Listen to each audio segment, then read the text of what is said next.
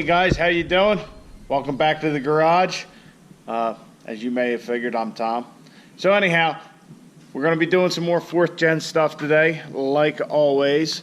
Today's original game plan was to finish the transmission cooler lines for our 48 RE swap, and then work on our fuel tank, because our fuel system is supposed to be here tomorrow. So I want to gut all the stuff that's not needed out of the sending unit and possibly install our sump, or at least maybe drill the hole and all that. Our fuel system should be here tomorrow, at least that's what the tracking says, but we'll see how it goes. Because the fittings for our AN line for our transmission cooler, I ordered them yesterday from Jegs, and originally the tracking said they'd be here this afternoon, which to me was awesome. Needless to say, I got home, no package, checked the tracking, now they're due in Monday. So that's going to be put on hold. But before we get to that, there's something else I want to take care of. As you can see, we got 4 new tires. These are Kumo Escas. I don't know how you pronounce it, but they're 305/50/20s, which is the exact same size that are on the truck now. The reason we got new tires is because, as you can see, the tires are a little wore out. Yeah, I have a hard time keeping rear tires on everything. I don't know why. My best guess is the thing needs a front end alignment. I don't know. But needless to say, the front tires, they still have a tad bit of tread. Not much, but a little bit. So I'd like to wear that off before we get the new tires on there. So my plan is to rotate the front tires to the rear, and then I'm going to pull the center caps and leave them off. So when I get the tires mounted, I don't have to worry about them, because these ones on these Raceline wheels, and I found out the hard way, there's 3 Allens that hold them on there. On those center caps, you can't just tighten them down until they get tight. You'll break the plastic. So if you have race lines or a set of wheels with center caps, it's something to make sure you watch out for. So let's get to it. We'll rotate these tires and work on our fuel tank.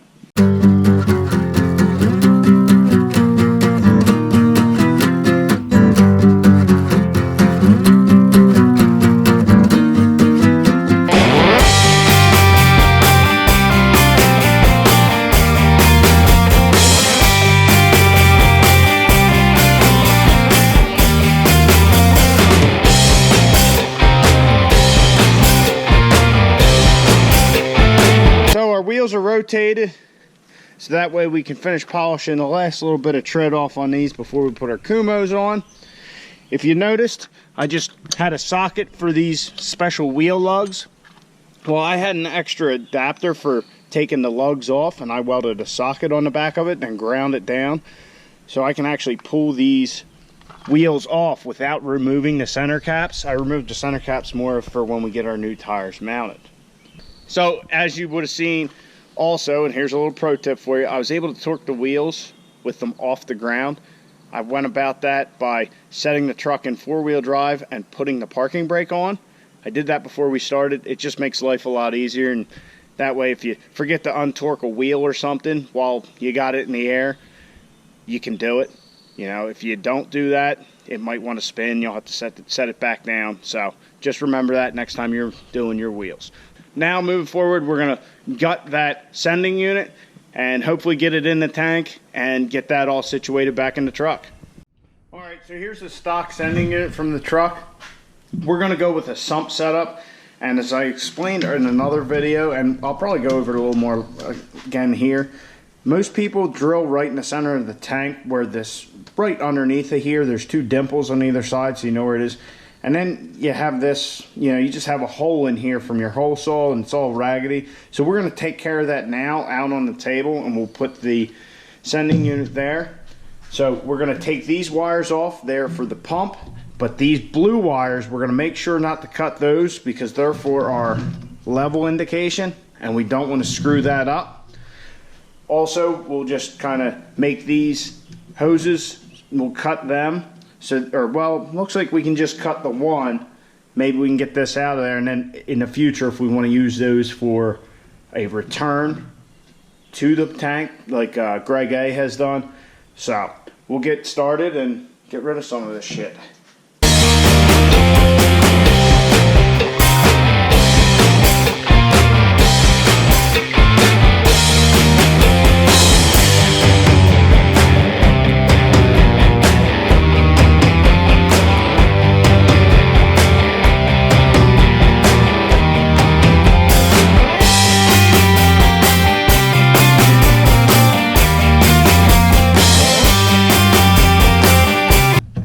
I didn't know that came apart like that.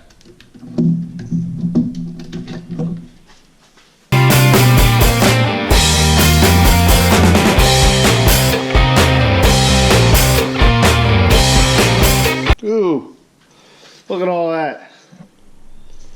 Look at all that crud. Ooh, that was dirty. Ooh, that was all jammed up. Well, I guess there was stuff getting into the tank from that open vent. Reminds me, I gotta try and find one of them. There's how your level indication works, by the way. I don't know if you guys can see that, but there's, I assume, a little resistor or potentiometer there. So, and I didn't know this came apart like that. Maybe it wasn't supposed to. Let's see. Yeah, okay. So apparently this fuel basket just sits in here like that. Okay, that was something I didn't know. Fuel, a little fuel in there. How to go about this? All right. I think what I'm going to do is I'm going to just take my old hole saw from when I did the sump on my 12 and go through this and get rid of that.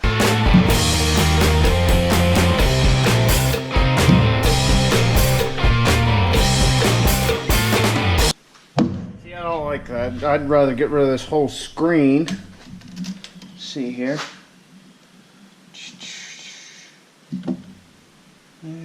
Alright. I feel like that should snap out.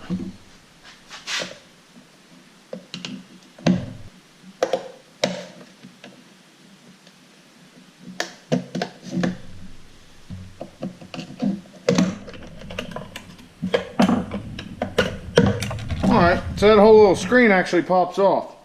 Didn't know that. So, really I'd like to get rid of this whole thing, but I don't have a hole saw that size. So, I guess what we'll do is just drill this out.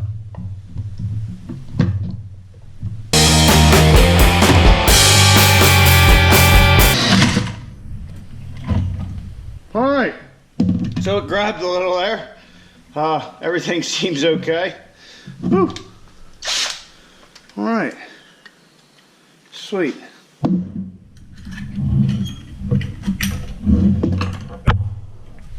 So, now we got a hole here, a little plunger thing, check valve or something.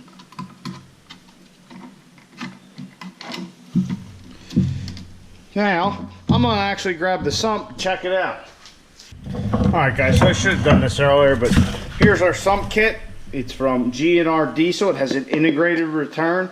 To me, this is the best bottom sump you can get. It has this integrated return, which makes this truly a install that you don't have to drop the tank for. Especially when you put it where I did on my 12.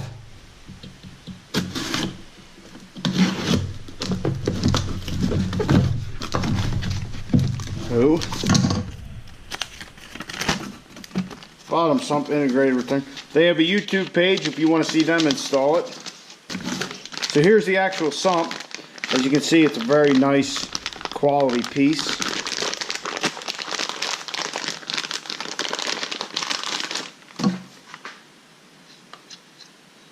It's got 2 Allens, which I like. Something I think is a little better than the bean setup that a lot of people use. They even have copper washers on their bolts. Nice sturdy piece. You know, it's got no ring like a lot of them. It's got this other hole. This is actually to center it, because that is the same size as the hole saw they give you, which is actually this hole saw. Ah, crap. This hole saw here. So as you can see, that fits inside of there. This is actually the hole saw from when I did it on the 12. So, O-ring. Now, then they give you a couple push lock or AN fittings, or push lock and an AN fittings for your connections to it. A plug for the bottom side, because it does have a drain So if you want to drain the fuel out of your tank, some Teflon tape, and the difference. This is what makes a GNR diesel sump different. So you screw this in, right like that. So when you mount this on the bottom of your tank, the hole gets centered by the hole in the tank that you made with the hole saw, and then your feed line to your lift pump will come out of here, and your return will go here, whether it be a fast or an air dog or what have you.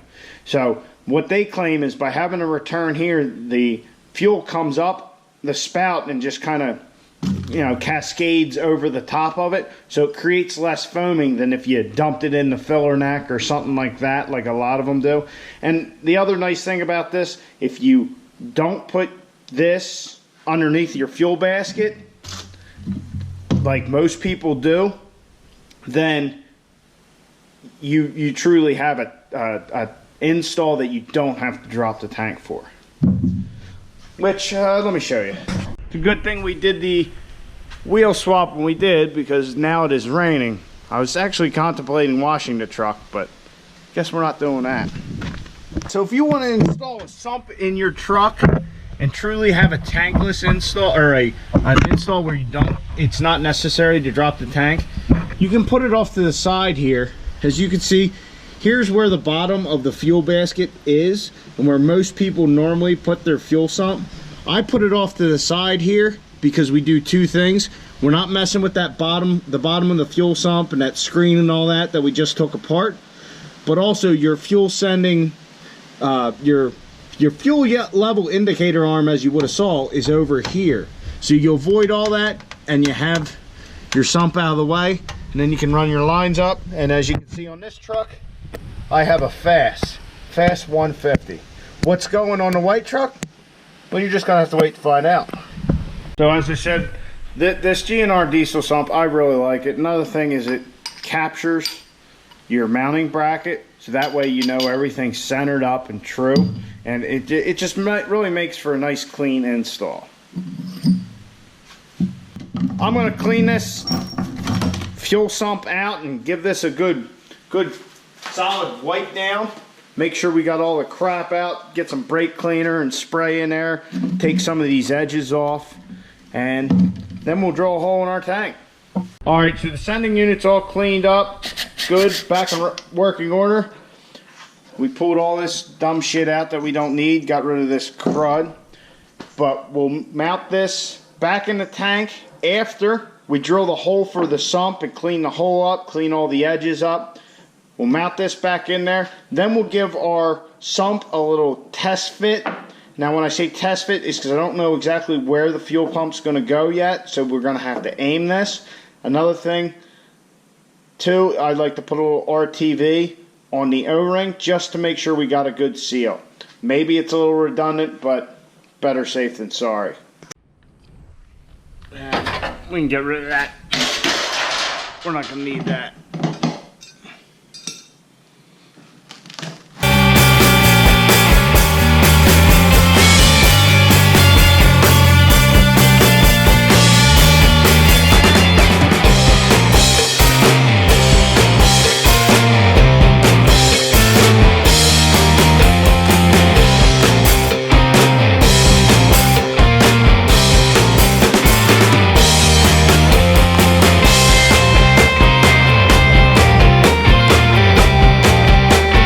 So I showed you guys it just started raining, and it's kind of been going on and off since we messed with that fuel tank. But yeah, it just got real dark real quick. Anyhow, we're ready to do our tank, and I thought about putting it on jacks and all that kind of stuff. Well, that's too easy. So what we're gonna do is I'm gonna push it in, I'm gonna put the tank straps on the truck. I'm just gonna lift the tank up and try and attach them. And devil hates a coward, right?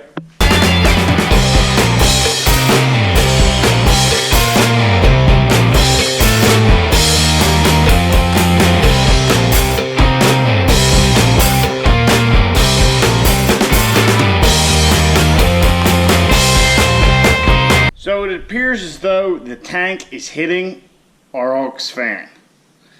Not a problem that I anticipated. The aux fan setup is originally from the gray truck, which is a short bed quad cab, and this is a long bed standard cab. So really I think the wheelbases are the same length. I didn't anticipate an issue, but I think we got one. So I'm going to drop that down, get the fuel tank back in, and see what we got to do with that aux cooler.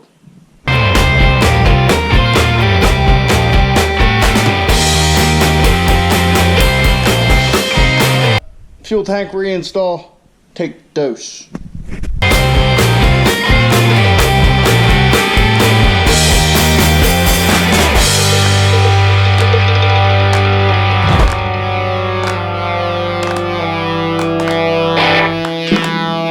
Well, the fuel tank's back in, but the aux transmission cooler is not.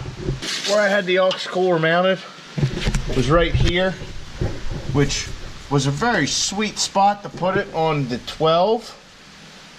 It fit very nice. I mean, it was right up against the fuel tank, but we had clearance. Well, not so much with a standard cab long bed as opposed to a quad cab short bed. So I got to figure out where to put that. I mean, the option that just about everybody does is where the spare tire was, which, yes, that is an option, but I like to do something a little different, a little creative, but I'm kind of running out of creative energy at the moment. Alright guys, so I've spent about that last half hour or so looking at placement for the cooler here. As you can see, it's gotten significantly darker. I was thinking maybe I could put it up front, maybe I could put it in here, but it's too big for there. Looked under the truck. The best alternative is under the bed where everybody's got it. As you can see, I took it apart and took my little frame I made, took it off of that, took it off the cross member. I fucked up. I just slapped that thing in there. I never looked at anything beforehand, thinking, hey, everything will just be fine. But yeah, there's something, I guess, I don't know what the difference is. I guess it's just where everything's placed and all that. Maybe this has a little bigger tank. I don't know. But yeah, and I'm just irritated right now. Seems like tonight we took one step forward and about 3 back. Well, it's probably more like 2 steps backwards. But we got something done and we undid something. So chalk that up to whatever you think it is. Anyhow, I think I'm done with the truck for the night. So you guys have a good night. Hopefully you make out a little better in the garage, which you should be getting to. So get out in the garage and get the wrenching.